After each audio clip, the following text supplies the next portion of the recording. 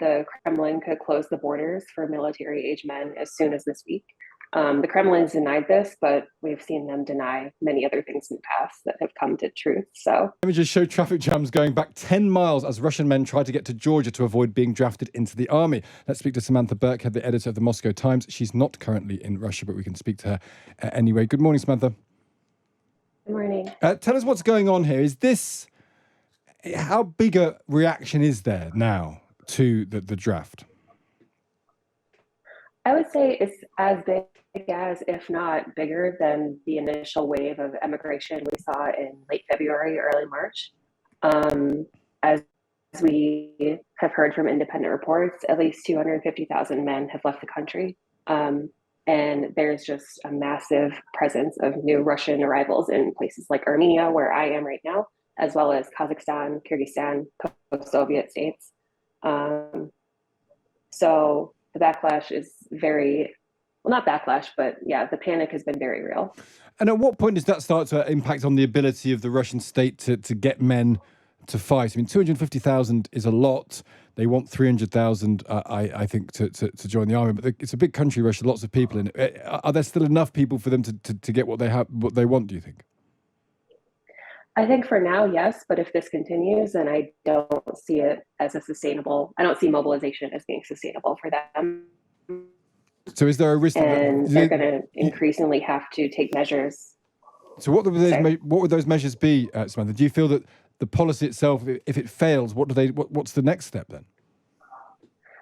There have been rumors and reports that the Kremlin could close the borders for military-age men as soon as this week. The Kremlin's denied this, but we've seen them deny many other things in the past that have come to truth. So that's one option. Another option is just by continuing to round people up in their homes and handing them their draft papers. It's astonishing, really, when you think about it, sort of press ganging, really, and closing the borders. There's been violence as well, hasn't there? There's an attack at a conscription office. What's happened there? Yes. So yesterday in the Irkutsk region of Siberia, a man opened fire at a military enlistment office. He seriously wounded the main military enlistment officer, who's still in hospital in critical condition. And we're seeing a wave of reports across the country, really, of military enlistment offices being attacked with Molotov cocktails.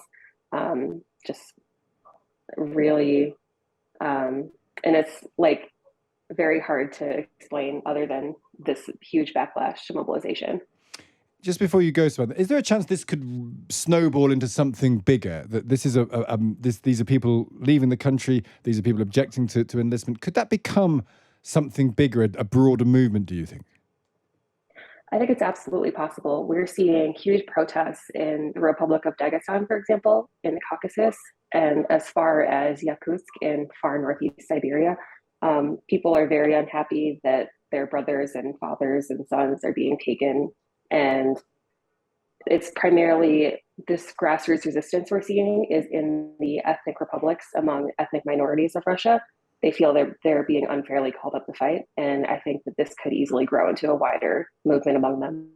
That's really interesting, a wider press movement among those people. Samantha, great to speak to you as ever. Thank you for joining us. That's Samantha Berkhead telling us what's going on in Russia. She's no longer there, but she has very much an ear to the ground there. She's the editor of the Moscow Times.